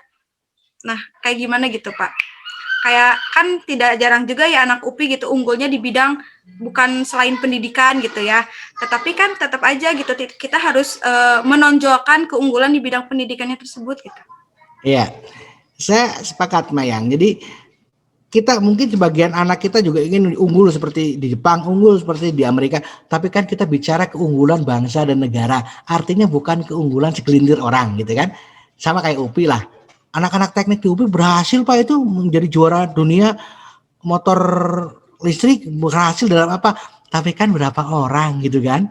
Artinya tetap yang disebut keunggulan UPI adalah sebagian besar lulusan UPI yang menjadi guru gitu kan. Nah ini artinya apa? Karena core business UPI ya karena pendidikan. Nah kalau kita analogikan dengan kondisi keindonesiaan, tentu yang paling mungkin keunggulan yang kita miliki ya tadi keunggulan terhadap potensi yang ada, sumber daya yang ada dalam bangsa Indonesia. Itu yang harus kita optimalkan. Karena kalau kita unggul dalam bidang yang bukan merupakan potensi yang kita miliki, sumber daya yang kita miliki, itu akan sangat susah. Untuk 1-2 orang mungkin iya. Ya, untuk 1, 2, 3 orang mungkin iya, tapi sebagian besar mestinya yang paling mungkin adalah unggul dalam pengelolaan sumber daya yang kita miliki. Lantas caranya bagaimana? Yang paling efektif pendidikan. Gitu. Makanya kalau dalam pandangan saya tadi saya menyebutkan kalau begitu Pak kita harus memperjelas arah pendidikan Indonesia. Iya, kalau saya katakan iya. Makanya saya tadi membuat sebuah wacana tentang bagaimana melaksanakan pendidikan yang berbasis keindonesiaan, bagaimana melaksanakan pembelajaran dalam bingkai keindonesiaan, bagaimana menciptakan pendidikan masyarakat dalam konteks keindonesiaan, menciptakan pendidikan keluarga dalam konteks keindonesiaan, yang tentu saya katakan konteks keindonesiaan akan memiliki ciri pembeda dengan negara-negara lain. Kenapa? Ya karena kita juga berbeda gitu. Tidak perlu disamakan. Wong saya bisa renang kok saya suruh ngerjakan matematika ya jelas tidak bisa. Tapi kalau saya bisa renang, latihlah saya renang kan kira-kira seperti itu. Jadi kalau begitu bagaimana? Itu kan susah pendidikan meyakinkan semua orang. Ya, itu harus ada gerakan-gerakan ke sana gitu. Kalau kita toh tidak bisa merubah sistem karena siapa sih lu gitu. Gua kan menteri pendidikannya, lu kan hanya ecek-ecek gitu misalnya gitu ya. Tapi minimal dari jati diri teman-teman yang saya racuni ini minimal timbul sedikitlah ada upaya untuk mulai dari diri kita, mencoba menyebarkan kepada orang-orang di sekitar kita, mencoba mempengaruhi lingkungan pendidikan kita agar apa? Agar semua membentuk sebuah kesadaran kolektif bahwa jadikanlah anak Indonesia yang hebat tapi tetap berguna untuk Indonesia dan berciri khas keindonesiaan. Siapa yang mulai? Kita. Teman-teman, kalau perlu nanti kurikulumnya, kalau saya jadi menteri, kayaknya nggak mungkin. Tadi tanda bintangnya ada, dewa yang belum terpenuhi gitu ya. Nah, tetapi harus timbul itu, harus timbul. Jadi ya racun-racun yang saya tawarkan juga kan ada 85 orang nih. Belum tentu semua teracuni, kan ada yang kebal juga barangkali. Ada juga yang mungkin sedikit teracuni gitu, ada juga yang ya teracuni juga gitu ya. Tapi saya berharap dari 85 orang ini ada 5 orang yang mungkin sadar. Nanti dari 5 orang itu akan nyebar ke 10 orang. Sehingga nanti ketika saya sudah meninggal gitu, ya, ketika saya mungkin tidak akan terusiai oleh saya gitu. Mudah-mudahan kita sudah punya arah pendidikan Indonesia yang benar-benar keindonesiaan gitu. Ya. Masyarakat Pak susah, ya masyarakatnya tadi bisa tokoh agama kita dekati KUA kan Anda juga begitu kan lulus kan nanti aku kau dan KUA begitu kan ya tetap KUA itu berarti harus memiliki peran fungsinya sebagai lembaga pendidikan kemasyarakatan bukan hanya ngawinkeun begitu tetapi juga harus memberikan bekal pada mereka yang mau menikah. Bekal bukan hanya selembar sertifikat tapi benar-benar pendidikan yang menentukan teman-teman untuk menjadi sakinah mawaddah warahmah gitu. Nah kalau semua bergerak saya pikir kita akan bisa mencapai ke sana. Mungkin Pak, mungkin. Apakah waktu dekat? Saya tidak menjamin. Apakah nanti biasanya juga kalau orangnya sudah meninggal baru akan seperti itu. Jadi mungkin saya meninggal dulu, baru nanti ada penerusnya gitu kan. Para ahli juga begitu. Kalau walaupun tentu dalam hati saya ingin seperti itu dan inilah cita-cita bersama sehingga teman-teman tidak kehilangan arah ketika sudah jadi pinter, tidak kehilangan akal ketika sudah menjadi cerdas, tidak kehilangan masa depan ketika teman-teman sudah melek peradaban. Kenapa? Karena mari kita ingat jati diri kita. Kita itu siapa? Mau kemana? Untuk apa? Gitu. Ini adalah sebuah kesadaran filosofis ya. Mata kuliahnya kok Pak filosofis yo, nggak apa-apa. Karena pendidikan adalah berfilosofis gitu. Itu Mbak Mayang. Iya Pak, makasih. Sama-sama Mbak Mayang. Tapi kalau nanya lagi boleh nggak? Ada yang lain dulu nggak nih? Yang lain nih. Yang lain dulu. Kalau nggak ada yang lain boleh nggak apa-apa, silakan Mbak Mayang. Iya Pak, berarti dapat disimpulkan bahwa memang pendidikan adalah faktor penting yang utama gitu ya Pak ya untuk mewujudkan Indonesia Emas 2045 nantinya. Seperti itu bukan Pak? Iya betul. Pendidikan gerbang utama sebenarnya yang paling mudah untuk melakukan perubahan di masyarakat itu pendidikan. Itulah mengapa pendidikan kurikulum selalu berubah, mengapa selalu apa. Kenapa? Karena orang sadar yang paling menggerakkan itu adalah pendidikan. Pendidikan itu kan berkenaan dengan guru, berkenaan dengan siswa. Siswa berarti untuk masa depan. Kalau guru minimal bisa mempengaruhi masyarakat sekitar. Ini yang teman-teman harus jangan lupa. fungsi sekolah itu ada dua. Satu, mendewasakan anak didik. Dua, mendewasakan masyarakat. Kenapa? Karena guru biasanya adalah orang yang terpandang, orang yang terpercaya dalam kehidupan masyarakat. Seharusnya teman-teman menjadi agen perubahan dalam masyarakat, bukan hanya agen perubahan bagi anak-anak didik gitu. Ya, karena guru itu sejajar secara status sosial dengan pemuka agama. Dan yang paling dekat dengan pemuka agama guru. Maka semestinya guru memberikan simulan-simulan positif pada pemuka agama untuk sama-sama membangun bangsa ini. Itu pendidikan itu ya, untuk masa depannya terjangkau, untuk masa sekarangnya terpenuhi. Tapi kan Pak, banyak yang tua kita tunggu supaya mereka cepat meningkatkan iman takwa dan meninggalkan dunia ini dengan sesama begitu ya. Teman-teman, jadilah pembaharu-pembaharu untuk bangsa ini begitu. Gitu Mbak Mayang. Terima kasih. Terima kasih banyak. Oke. Tidak terasa 15-11 ya. Iya, semuanya punya peran. Teman-teman punya peran penting ketika ingin mengubah nasib bangsa ini. Kalau enggak, saya khawatir bangsa ini akan tetap begini terus gitu. Ingat, multiliterasi, multibahasa, multibudaya, multiagama, multikonteks. Dan teman-teman harus bisa menjadi lebih baik di masa yang akan datang. Baik, ada lagi pertanyaan? Bapak, saya izin bertanya. Boleh Mbak Ernawati, silakan Mbak Erna. Sebelumnya, perkenalkan nama saya Ernawati dari Program Studi Pendidikan Tari Angkatan 2019. Bapak izin bertanya, apabila tadi Bapak mengatakan bahwa pendidikan merupakan gerbang utama menuju Indonesia emas di tahun 2045.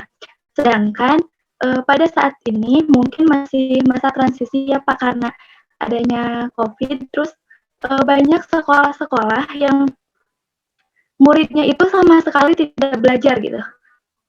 Seperti anak-anak sekolah dasar di lingkungan saya, kebanyakan itu anak-anaknya tidak mendapatkan pelajaran sama sekali gitu Pak. Nah, yang ingin saya tanyakan, bagaimana cara kita tetap memberikan pelajaran dan anak-anak tetap efektif untuk belajar meskipun pembelajarannya dilakukan dengan jarak jauh seperti itu Pak. Terima kasih. Terima kasih Mbak Ernawati.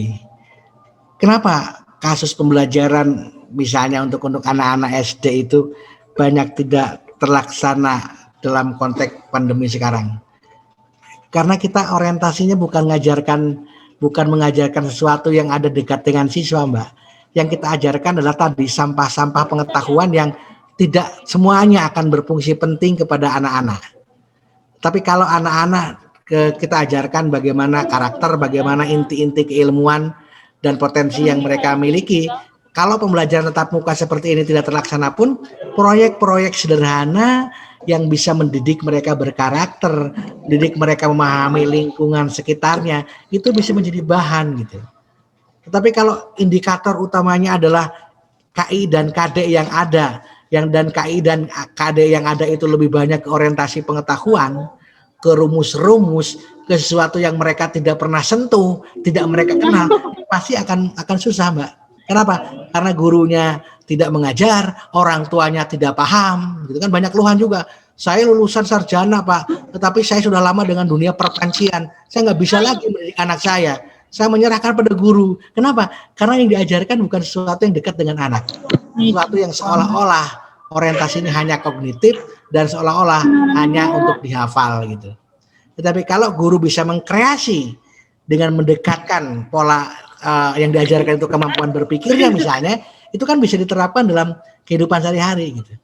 Seperti saya punya kasus misalnya anak saya yang sulung memang tidak pernah ketemu dengan gurunya, tapi gurunya coba kamu menyajikan masakan buat ayah kamu dari bahasa itu.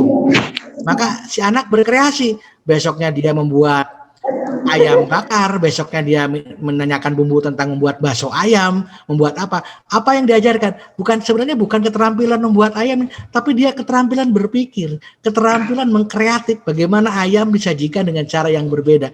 Toh itu yang akan dipakai dalam kehidupan, berpikir imajinatif, berpikir kreatif, kritis, kreatif, itulah yang diajarkan sesungguhnya, bukanlah 2 mol tambah 3 mol jadi 3 molor, bukan itu gitu.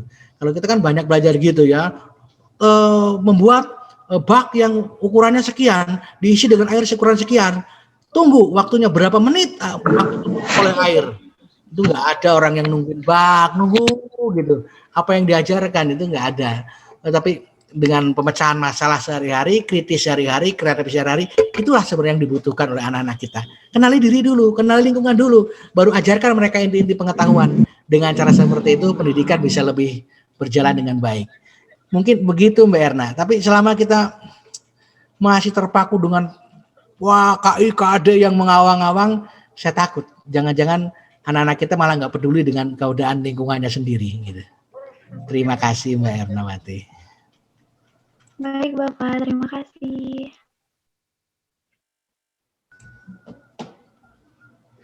Yang lain? Ada yang mau ditanyakan? Cukup. Cukup Mbak Tasa, terima kasih Mbak Tasa.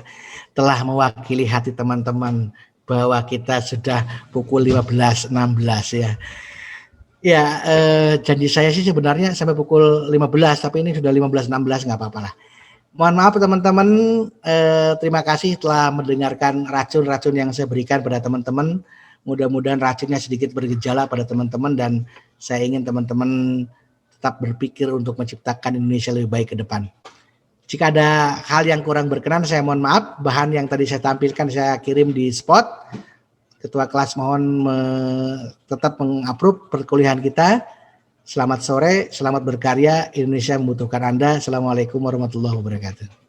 Waalaikumsalam warahmatullahi wabarakatuh. Waalaikumsalam warahmatullahi wabarakatuh.